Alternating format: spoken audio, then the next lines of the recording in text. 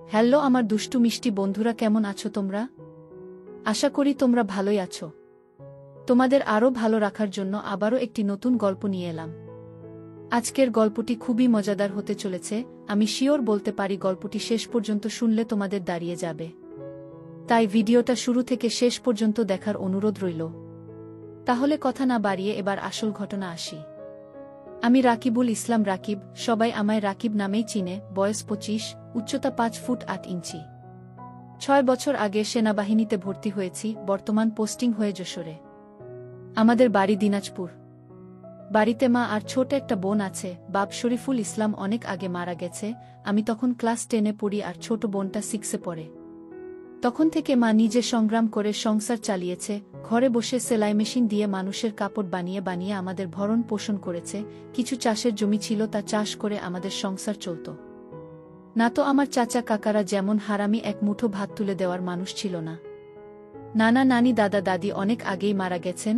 মামা মামিরা আত্মীয় স্বজনরা কিছুটা সহযোগিতা করেছে, তাও না করার মতো। সাহায্য করেছে যাতে মা যা সম্পত্তি পেত ভাগে তা লিখিয়ে নিতে পারে। আমার সহজ সরল মা তা দিয়েও দিয়েছে। যা হোক, আমি কলেজে ভর্তি হয়েছি কেবলই, এমন সময় শুনলাম সেনাবাহিনী লোক নিবে। মাকে বলে লাইনে দাঁড়িয়ে গেলাম। আমার নিজের উপর ভরসা ছিল, কারণ আমি মোটামুটি সব দিকেই পারফেক্ট ছিলাম। যেমন উচ্চতা তেমন বডি। মা বলে আমি আমার নানা মামাদের মতো হয়েছি, ঠিক পালোয়ান। বাবা কাকারা তো এক একটা খাটো আর চিকেন, কিন্তু সব কয়টা শুধু বদের হাড্ডি। যাই হোক, ভালোই ভালোই টিকে গেলাম। বাড়িতে খুশির ঢোল বেজে উঠল, সবাই বলা বলি করল, যাক ছেলেটা চাকরিতে গেলে এখন যদি জুলেখার কষ্ট দূর হয়। হ্যাঁ, আমি আমার মার কষ্ট দূর করার জন্য কোন দিকে না তাকিয়ে খেলাধুলা করার বয়সে চাকরিতে চলে গেলাম। গ্রামের বাড়ি হওয়াতে ভয়ের কিছু নেই, আশেপাশে তো চাচারা আছে। বোন দীপা আক্তার, বয়স 18, ইন্টার সেকেন্ড ইয়ারে পড়ে। বাবার মতো টিনে কাঠি। আমারই এমন মেয়ে পছন্দের না। জানি না অন্য ছেলেরা কিভাবে আমার বোনকে পছন্দ করবে। মা জুলেখা বেগম, বয়স মনে হয় 42 হবে, দারুণ দেখতে, এখনও যুবতী মেয়েদের সাথে পাল্লা দিতে পারবে। ফর্সা লাল টকটকে, মার দীঘল কালো চুল, ঘন মেঘের ভেলা, এত ঘন লম্বা চুল যে তা সারা পিঠ বেয়ে কোমর ছড়িয়ে নিচে নেমে যায়। লাল টকটকে ঠোঁট আর টানাটানা চোখ, সব মিলিয়ে আমার কামনার নারী, আমার জন্মদানকারী বিধবা মা। যা চরম পাপ, যা কখনো পাওয়ার নয়। সবই জানি, সবই বুঝি, তারপরও মনের কোথায় যেন জুলেখাকে নিয়ে স্বপ্নের নিড রচনা করি। যেখানে মা নয় সে আমার জুলেখা, শুধু জুলেখা। আমার মনের এ গোপন চাওয়ার কথা শুধু আমি জানি। আমার সরকারি বেতনে মার রূপ যেন দিনকে দিন বেড়েই চলছে। মার গর্বে বুক সব সময় ফুলে থাকে। গ্রামে সব সময় আমার জয় জয়কার। 5 বছরে ভাঙা ঘর পাকা করেছি। এখন 4 রুমের বাড়িটা আমাদের শান্তির নিড। এবার ছুটিতে এসেই মা বায়না শুরু করল আমার বিয়ে দিবে। কিন্তু আমার বিয়ের প্রতি কোনো মন ছিল না। যদিও এটা অনেক আগে থেকেই আমার বিয়ের কথা ভাবছে মা। আমি শুধু বারবার এড়িয়ে যাচ্ছি। আজ এ নিয়ে মার সাথে মুখ কালাকালি হয়ে গেল। মার এক কথা, দীপা বড় হয়েছে, বিয়ে দিতে হবে। এরই মাঝে কয়েকটা সম্বন্ধ এসেছিল। তার বিয়ে হয়ে গেলে সে একা একা কিভাবে থাকবে, হ্যান ত্যান কত কথা। আমি এসেছি শুনে ছোট মামা এলো। সারাদিন থেকে বিকেলে যাওয়ার সময় আমাদের সবাইকে নিয়ে যেতে চাইল। আমরা না যাওয়াতে জোর করে দীপাকে নিয়ে গেল। বলল 2 দিন পর মা বেটা গিয়ে বেরিয়ে আসবে আর দীপাকে নিয়ে আসবে। আমাকে আর মাকে নিয়ে যাওয়ার জন্য আর কি এমনটা করল। সন্ধ্যা থেকে আকাশটা মেঘলা হয়ে আছে দেখে বাইরে গেলাম না। না হলে 2 দিন থেকে এসে সন্ধ্যার পর বন্ধুদের সাথে আড্ডা মারতে বেরিয়ে পড়ি। আজ গেলাম না দেখে মাও খুব খুশি। গরম গরম পকোড়া ভেজে দিল। বিছানায় বসে মা বেটা মিলে আরাম করে খাচ্ছি। রাকিব, হুমা, কাউকে পছন্দ করিস? আমি মার মুখের দিকে তাকিয়ে মুচকি মুচকি হাসছি। বল না করিস? করলে এতদিন তুমি জানতে না। তবে হ্যাঁ, একজনকে খুব ভালো লাগে, এবং এও জানি তাকে আমি পাবো না। কেন কেন পাবি না? আমার ছেলে কি দেখতে খারাপ? কোনো লাট সাহেবে বেটি সে রে? হা হা, তুমি দেখি রেগে গেলে। রাখবো না, এমন সোনার ছেলে আমার। আর কি না, বল তুই কে সে? বাদ দাও মা, আমার যাকে ভালো লাগে তার কথা দুনিয়ার কাউকে বলতে পারবো না, শুধু সৃষ্টিকর্তাকে ছাড়া। মা আমার এমন গম্ভীর কথা শুনে অবাক হয়ে চেয়ে রয়েছে। এটা কি কথা রে বাবা? আমাকে বলতে না পারিস? তোর ভাবি মানে জামালের বুয়ের কাছে বলিস তুই? জামালের বুয়ের সাথে আমি অনেক ফ্রি ভাবে কথাবার্তা বলতাম। কিন্তু আমি মাকে কইলাম তা না, তুমি আমার সবচেয়ে বড় বন্ধু, তোমাকেই যেহেতু বলতে পারছি না, সেখানে ভাবিকে বলতে গেলে তারা তো আমাদের শত্রু হবে, তাদের বলতে যাব কেন? তাহলে বল না, কে সে? কোথায় বাড়ি? কোনো বাড়ির মেয়ে? মেয়েটি দেখতে কেমন? নাকি? আমি চুপ করে বসে রয়েছি, কোনো প্রশ্নের উত্তর দিচ্ছি না। মা অনেকক্ষণ আমার উত্তরের অপেক্ষায় থেকে মুখ গোমড়া করে চলে গেল। ঘন ঘন বিদ্যুৎ চমকাচ্ছে, আকাশটা কালো হয়ে আছে, রাতের তারাগুলো না জানি কোথায় ডুব দিয়েছে। আমি জানালার গ্লাস খুলে দিয়ে ঠান্ডা হাওয়া গায়ে মাখছি, হাত বাড়িয়ে ব্যাগটা নিয়ে খুললাম, সিগারেটের প্যাকেটটা বের করে একটা ধরিয়ে টানছি। প্যাকেট রাখতে গিয়ে মোবাইলের বক্সটার কথা মনে পড়ল। দীপার জন্য যা যা এনেছিলাম সব দিয়েছি, শুধু মার গুলো দেওয়া হয়নি, চেয়েছিলাম দিতে, এমন সময় ছোট মামা এলো তাই আর দেওয়া হয়নি। নতুন অ্যান্ড্রেজেড সেট, মা খুব খুশি হবে। আরেক বক্সে একটা স্বর্ণের চেইন। মার যেটা ছিল সেটা আমার এসএসসির ফর্ম ফিলআপের সময় বিক্রি করে দিয়েছিল। তখন থেকে মার গলা খালি, আরও কয়েকটা জিনিস আছে মার জন্য। আয় খেয়ে নে, ঝড় আসতে পারে, কারেন্ট চলে গেলে খেতে ঝামেলা হবে। আমি তাড়াতাড়ি সিগারেটটা জানালা দিয়ে বাইরে ফেলে দিয়ে, হা দাও। কি লজ্জা, মা সিগারেট খেতে দেখে নিল, জানে আমি খাই তবে এভাবে দেখেনি কখনো। ঘরে বসে সিগারেট খাওয়াটা ভুল হয়ে গেছে, সারা ঘরে সিগারেটের ধোঁয়া। মা বেটা খেয়ে দিয়ে উঠলাম। তারপর আমি মাকে কইলাম, মা আমার রুমে এসো তো একটু। মা বলল, তুই যা, আমি থালাবাসনগুলো গুছিয়ে আসছি। আমি রুমে এসে শুয়ে রইলাম। মা 20 মিনিট পর হাত মুছতে মুছতে এলো। কি রে বাবা? আমি উঠে মায়ের হাত ধরে খাটে নিয়ে বসালাম। ব্যাগ থেকে এক এক করে শাড়ি, ব্লাউজের কাপড়, ছায়ার কাপড়, একটা বাদুর বোরকা, দুটো ওড়না, একটা শীতের জামা, চাদর ও একটা প্যাকেট দিলাম। প্যাকেটটা দিলাম ভয়ে ভয়ে, কারণ ওতে 2 সেট ছোট জামা কাপড় আছে, জানি না দেখার পর কি বলবে। এত কিছু কি জন্য এনেছিস? তোর কি বুদ্ধি শুদ্ধি হবে না কখনো? প্রতিবারই এত কিছু আনা লাগবে? আহ থামো তো তুমি, যা লাগে তা আনবো না। এটাতে কি রে? না, ওটা এখন খুলবে না, তোমার ঘরে গিয়ে খুলবে, আর প্লিজ রাগ করবে না। কি আছে এতে? তা তুমি খুলে দেখে নিও। আর হ্যাঁ, আরও কিছু আছে, এই বলে মোবাইলটা দিলাম। একটা থাকতে আরেকটা এত দামি মোবাইল? তোমার চেয়ে কোনো কিছু দামি নয় আমার কাছে, এই বলে গালে একটা হামি দিলাম। মাও আমার কপালে হামি দিল। চোখ বন্ধ করো তো। কেন রে? আহ করো না একটু। মা হেসে দিয়ে চোখ বন্ধ করল। আমি চেইনটা মার গলায় পরিয়ে দিলাম। এখন চোখ খুলো মা। মা চোখ খুলে স্বর্ণের চেইনটা দেখে হুহু করে কেঁদে দিল। না মা না, কাঁদবে না, প্লিজ মা, কেঁদে না, তোমার মুখে হাসি দেখব বলে নিয়ে এসেছি, সেখানে তুমি যদি কাঁদো তাহলে আমার খুব কষ্ট হবে মা। না রে বাবা, কাঁদছি না, তুই বুঝবি না এটা কিসের কান্না। খুশি হয়েছ মা? হ্যাঁ রে বাবা, অনেক খুশি হয়েছি, এই বলে মা দাঁড়িয়ে আমাকে ধরল। আমি তো কেঁপে উঠলাম, মা কখনো এভাবে আমাকে ধরেছে বলে মনে হয় না। কি নরম, কি সুন্দর ঘ্রাণ, দুটো আমার বুকে পিষ্ট হচ্ছে। মা অনেকটা খাটো হওয়াতে তার মাথাটা আমার থুতনির নিচে, চুল থেকে সুবাস এসে নাকে লাগছে। নাক মুখ ডুবিয়ে দিলাম চুলে। ধীরে ধীরে আমার ওটা শক্ত হচ্ছে। মন চাচ্ছে হাত দুটো আরেকটু নিচে নিয়ে রাখি, তবে সাহস পাচ্ছি না। আমার মা যা রাগী মানুষ, ছোটবেলায় কত বেতপিটা করেছে তার হিসাব নেই। মার মুখটা দুহাত দিয়ে ধরে কপালে একটা হামি দিলাম। আর কখনো কাঁদবে না মা, আমি যেন তোমার চোখে পানি না দেখি। আচ্ছা বাবা, আর কাঁদব না। তো যাও, লাল তাঁতের শাড়িটা পরে দেখাও তো, দেখি কেমন লাগে আমার মাকে। যা পাগল, আমি বিধবা মেয়ে লোক, এমন লাল টকটকে শাড়ি পরলে মানুষে কি বলবে? কে কি বলল তাতে তোমার কি যায় আসে? আর এখানে মানুষ আসবে কোথা থেকে? মানুষের সামনে না পড়তে চাইলে পড়ো না, এখন আমাকে তো পরে দেখাও। আমার খুব মন চাইছে সাজুগুজু করে কেমন লাগে দেখতে। তাই আমার বাবা এনেছে আর আমি পরব না তা কি হয়? তবে মানুষের সামনে কখনো পড়তে বলিস না রে। ঠিক আছে মা, আমি শুধু আমার সুন্দরী মাকে দুচোখ ভরে দেখতে পেলেই হলো। যা দুষ্টু, মাকে কেউ সুন্দরী বলে? হা হা হা, তাই? তাহলে কি বলবো গো? তুই জানিস কি বলবি। বেয়াদবি নিও না, প্যাকেটে যা আছে তাও পড়ো। কি আছে রে এতে? যাও খুলে দেখো। মা চলে গেল, আমি পিছন থেকে তার পাছার দোল দেখে মুগ্ধ হয়ে গেলাম। এ মহিলার কি কখনো যৌবনে ভাটা পড়বে না? প্রায় 15 মিনিট পরে মা এলো। অসম্ভব, এ কাকে দেখছি আমি? এতদিন এক পেডে শাড়িতে যে মাকে দেখেছি তার সাথে এ মহিলার কোনো মিল নেই। কি সুন্দর, অতুলনীয়, গর্জিয়াস, যতই উপমা দিই না কেন কম পড়ে যাবে। মা দরজার কাছে দাঁড়িয়ে আছে, আমি বিছানার পাশে হা করে দাঁড়িয়ে আছি। মা ভীষণ মায়াবী করে হেসে চোখের ভ্রুর উঠানামা করে জানতে চাইলে, কি কেমন? আমি ধীরে ধীরে মার সামনে গিয়ে দাঁড়ালাম। কি রে, কেমন হয়েছে? দারুণ মা, খুব সুন্দর, মনে হচ্ছে অ্যাঞ্জেল। যা দুষ্টু, মাকে এমন কমপ্লিমেন্ট দিতে হয়? আমার 10 পাস মা যে এমন কথাও বলতে পারে জানা ছিল না। সরি মা বলে হাত ধরে বিছানায় নিয়ে বসালাম। আমি নিচে বসে মার কোলে মাথা রাখলাম। তুমি সব সময় এমন ভাবে থাকতে পারো না মা? মা আমার মাথায় চুলে হাত বুলিয়ে দিয়ে, কি পাগলের মতো বলছিস? মানুষে দেখলে কি বলবে? তাহলে বলো, আমি যে কয়দিন থাকবো সে কয়দিন এমন করে সেজে থাকবে? কেন রে? আমার খুব ভালো লাগে মা। পাগল, আচ্ছা থাকবনি।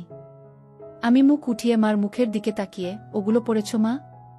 যা শয়তান, কিছু তো শরম কর, মার জন্য কেউ এসব আনে? জানি না মা কেউ আনে কি না, তবে বাবা থাকলে হয়তো আমিও আনতাম না। সে নেই দেখে মনে হলো আমার মার তো ভালো মন্দর খোঁজ রাখার কেউ নেই, তাই নিজেই রাখি। রাগ হয়েছ মা? না রাগ হয়নি, কিন্তু আর আনিস না। কেন মা, পছন্দ হয়নি নাকি সাইজে হয়নি? সব ঠিক আছে, তবে কি মা? মা লজ্জায় মুখ ঘুরিয়ে নিয়ে, তুই এনেছিস ভাবলে পড়তে শরম করে রে। আজ থেকে আমাকে ছেলে নয় বন্ধু ভাববে, তাহলে আর শরম করবে না, হবে মা আমার বন্ধু? যাহ পাগল, সমবয়সী না হলে কি বন্ধু হওয়া যায়? এ যুগে ওসব পুরনো কথা মা। তাই বলে মা ছেলে? হা মা ছেলে, এতেই তো ভালো, একে অপরের কাছে আসা যায়। তুই অনেক বড় হয়ে গেছিস দেখি, কি সুন্দর কথা বলছিস। তা তো অবশ্যই, কয়দিন পর তোমার ছেলে সেকেন্ড লেফটেন্যান্ট অফিসার হবে। খুব ভালো হবে রে বাবা, খুব ভালো হবে। এমন সময় বিদ্যুৎ চলে গেল। মোবাইলটা জ্বালাতো রাকিব, দেখি চার্জার বাতিটা কোথায় আছে। থাক না মা এমন, কি সুন্দর তোমার কোলে শুয়ে আছি। জানো মা, পাহাড়ি এলাকায় একা একা পোস্টে ডিউটি দেওয়ার সময় এমন স্বপ্ন রোজ দেখি। প্রতিদিন মনে হয় তোমার কোলে শুয়ে একটু যদি। ঠিক আছে, এমনই থাক, তোর যত মন চাই। ধন্যবাদ মা। আজ আমার পাশে ঘুমাবে একটু? কেন রে? মন চাচ্ছে তোমাকে ধরে ঘুমাতে। ঠিক আছে, যা, সদর দরজাটা বন্ধ করে ঘরগুলোতে ছিটকানি লাগিয়ে আয়। আমি উঠে মার গালে চুমু দিয়ে লাফাতে লাফাতে চলে গেলাম। আজ আমার খুশি ধরে না, কিছু হলে হতেও পারে। এক জগ পানি নিয়ে এলাম সাথে করে। এসে দেখি মা শুয়ে পড়েছে। টেবিলে জগটা রেখে খাটের পাশে দাঁড়ালাম। মা দেয়ালের দিকে সরে গিয়ে আমাকে জায়গা করে দিল। বজ্রপাতের আলোতে মার মুখটা মায়াবী মায়াবী লাগছে। খোলা জানালার হিম বাতাসে আমার মনে ঝড় তুলছে। জানি না মার মনে কি চলছে। মনে হচ্ছে মা তার স্বামীকে পাশে শোয়ার জন্য জায়গা করে দিল। মা নতুন বউ, আমি তার স্বামী। দাঁড়িয়ে রইলি যে, শুবি না? হা, শুব। মার পাশে শুয়ে পড়লাম, দুজনে মুখোমুখি। আধো অন্ধকারে দুজনে দুজনার দিকে চেয়ে আছি। ঘুমাবি না? তুমি ঘুমাও, আমার ঘুম এত তাড়াতাড়ি আসে না। তাই আয় কাছে আয়, মাথায় হাত বুলিয়ে দিচ্ছি। আমাকে আর পাই কে, একেবারে মার বুকের কাছে বুক নিয়ে গেলাম, তবে কোমরটা দূরে রাখলাম। মা একটা হাত সাইডে লম্বা করে দিল, এখানে মাথা রাখ। মা তার হাতের উপর মাথা রাখতে বলছে। আমি সহজ মনে তাই করলাম। নাকটা মার বগল থেকে 3-4 ইঞ্চি দূরে। ভালো মতো দেখতে না পেলেও বুঝতে পারছি যে এর বেশি দূরে নয়, কারণ ঘামের ঘ্রাণ পাচ্ছি। মার বগলের ঘ্রাণেই তো আমার শরীর আনচান আনচান করছে। মার বাম হাতের উপর শুয়ে আছি। মা ডান হাত দিয়ে মাথায় হাত বুলিয়ে দিচ্ছে, এতে করে আঁচল উঁচু হচ্ছে, আর যখনই বিদ্যুৎ চমকাচ্ছে তখনই ওগুলো দেখতে পাচ্ছি। নিজেকে কন্ট্রোল করা মুশকিল হয়ে পড়ছে। রাকিব, হু, কাকে পছন্দ করিস বললি না তো? শুনলে রাগ করবে মা, তাই বলা যাবে না। কেন কেন? এমন কাকে তোর মনে ধরেছে যে শুনলে রাগ করব? বাদ দাও না মা, নিজেকে তোমার কাছে ছোট করতে চাই না তোমার মনে কষ্ট দিতে। তোর কথার তো আগা মাথা কিছুই বুঝছি না। নাই বা বুঝলে মা? হু, তোমাকে একটু ধরি? মা হি হি করে হেসে, ধর। কি সুন্দর ঘ্রাণ গো মা তোমার। যা শয়তান। আমি মার এমন আশকারা দেওয়া কথায় সাহস পেয়ে তাকে চিৎ করে দিলাম। মন চাচ্ছে কোমরাটাও উপর তুলে দিতে। মুখটা উঁচু করে হামি দিয়ে কইলাম, আমি তোমাকে খুব ভালোবাসি মা। মা আমার মুখটা দুহাত দিয়ে ধরে, আমিও তোকে খুব ভালোবাসি রে বাবা। আমার ভালোবাসাটা অন্যরকম মা। কেমন রে? মা ছাড়া আরো অনেক কিছু। কেমন? শুনলে রাগ করবে না তো? আহ বল না, এত পেঁচাচ্ছিস কেন? তুমি আমার ড্রিম গার্ল মা, তাই তো? কি? হ্যাঁ মা, জানি এটা শুনে আমাকে খারাপ ভাবছ। এজন্যই বলতে চাইছিলাম না। আমি তোর মা রাকিব, আর তুই এমনটা কিভাবে ভাবতে পারলি? জানি না মা, শুধু জানি আমি তোমাকে প্রচণ্ড ভালোবাসি, তোমাকে ছাড়া কাউকে ভাবতে পারি না।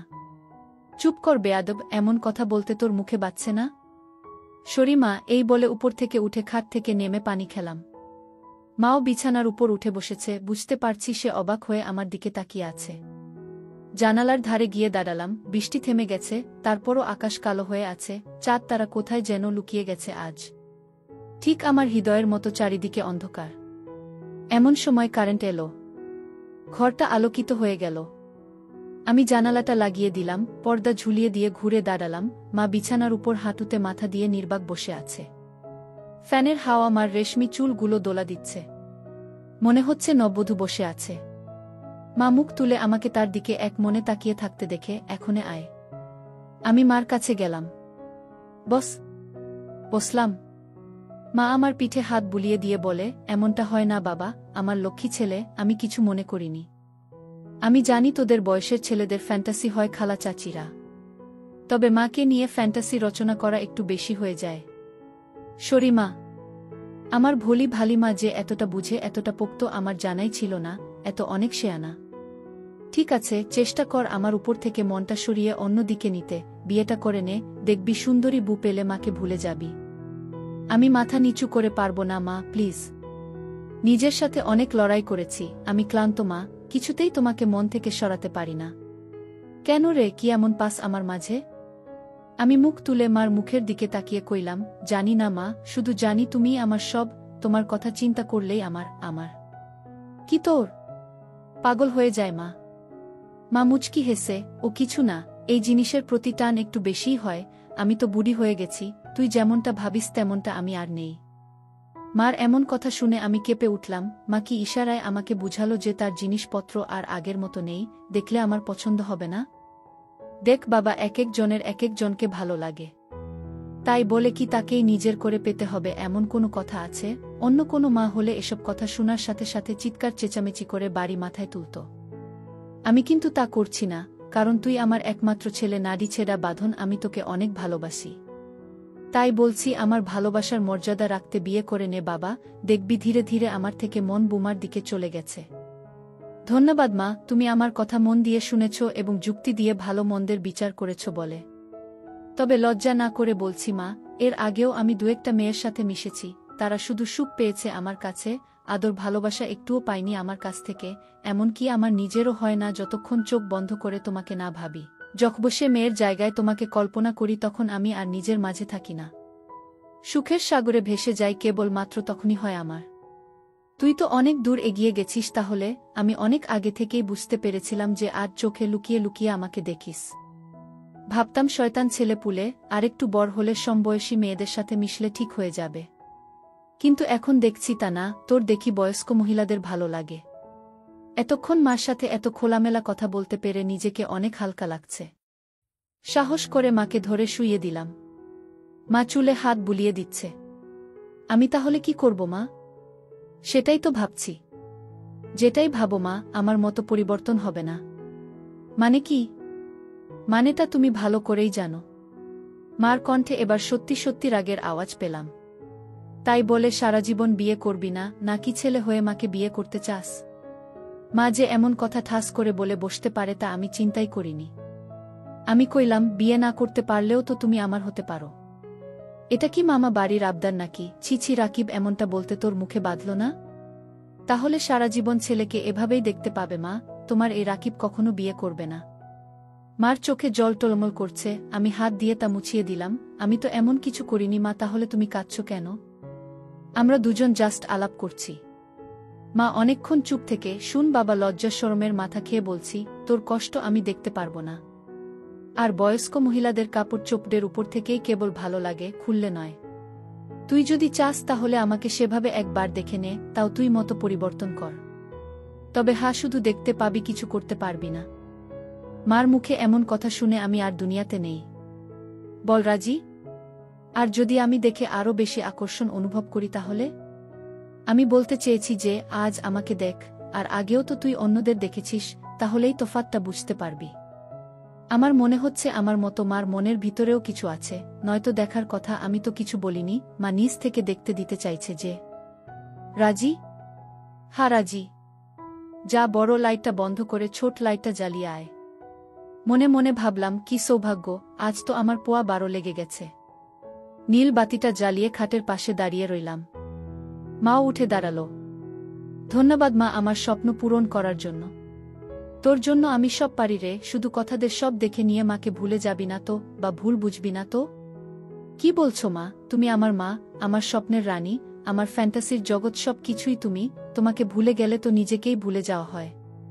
কথা দিলাম মা, জীবন থাকতে তোমার অবাধ্য হব না। ভুল বুঝা বা ভুলে যাওয়া তো দূরের কথা।